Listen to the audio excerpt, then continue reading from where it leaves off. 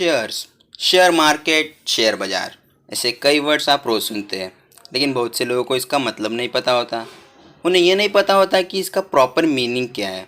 तो आज हम इस वीडियो में यही सीखेंगे कि शेयर होता क्या है, कंपनी शेयर क्यों इशू करती है। तो आइए जानते हैं शेयर्स होता क्या है और कंपनी शेयर क्यों इशू करती है। शेयर का जनरल मीनिंग होता है हिस्सा या हिस्सेदारी।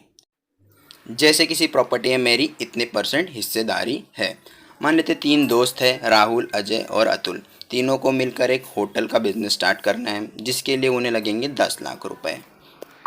अब राहुल के पास है 2 लाख रुपए, अजय के पास है 3 लाख रुपए और अतुल के पास है 5 लाख रुपए। तो तीनों साथ आए और उन्होंने स्टार्ट किया होटल का बिजनेस। अब कुल टोटल 10 लाख रुपए में से 2 लाख रुपया राहुल ने इन्वेस्ट किया है, इसके लिए उसकी हिस्सेदारी हो गई 20%। और अजय ने 3 लाख रुपए इन्वेस्ट किया है, इसके लिए उसकी हिस्सेदारी है 30%।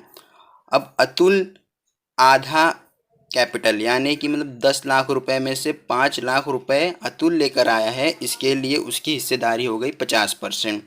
तो यही कहा जाता है कि राहुल का शेयर है इस बिज़नेस में 20%, अजय का है 30% और अतुल का है 50%। ये हो गया स्मॉल लेवल पे।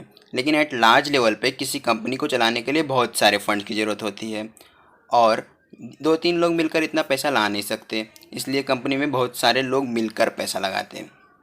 जैसे कोई कंपनी है बालाजी लिमिटेड, जिसमें टोटल पैसा लगाया गया है 100 करोड़ रुपए। अब इसमें एक लोगों ने मिलकर पैसा नहीं लगाया, हज़ारों लोगों ने मिलकर पैसा लगाया है और इन सभी लोगों ने इक्वल अमाउंट इन्वेस्ट नहीं किया है। किसी ने 10 करोड़ किया है, किसी ने 10 लाख, तो किसी ने 10,000 भी इन्वेस्ट किया है। अब मान लेते हैं एक है मिस्टर मेहता, उन्होंने बालाजी लिमिटेड में 10 करोड़ रुपए लगाए हैं, तो उनका बालाजी लिमिटेड में टोटल शेयर हो गया 10%। अब कुछ महीने बाद कंपनी को और पैसों की ज़रूरत हुई, तो उसमें और कुछ लोगों ने मिलकर पैसा लगाया, मान लेते 20 करोड़ रुपए लगाया। तो अब कंपनी के पास टोटल कितना पैसा हो गया, 120 करोड़ रुपए। अब हमारे मिस्टर मेहता ने तो इसमें 10 करोड़ रुपए ही लगाए हैं, उसमें कुछ कम ज़्यादा नहीं हुआ, लेकिन कंपनी के टोटल अमाउंट में हो गया, वो हो गया 100 करोड़ से 120 करोड़ रुपए। अब हम अगर मिस्टर मेहता का शेयर निकालते हैं तो मिस्टर मेहता का कंपनी में शेयर हो गया 8.33%। अब कंपनी जब भी अपने टोटल अमाउंट में कम ज़्यादा करेगी तो मिस्टर मेहता का शेयर परसेंटेज भी चेंज होता रहेगा, जिसका रिकॉर्ड रखना कंपनी के लिए बहुत मुश्किल होगा।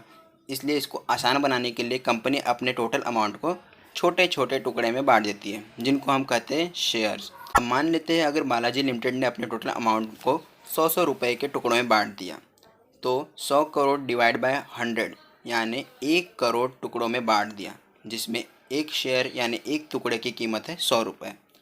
अब अगर हम कैलकुलेट करते हैं कि मिस्टर मेहता के पास कितने शेयर्स हैं, उन्होंने लगाए थे 10 करोड़, इसलिए उनके पास 10 करोड़ डिवाइड बाय 100 यानी 10 लाख शेयर्स हैं। अब अगर कंपनी में और 20 करोड़ रुपए इन्वेस्ट होता है तो कंपनी और शेयर्स इशू करेगी।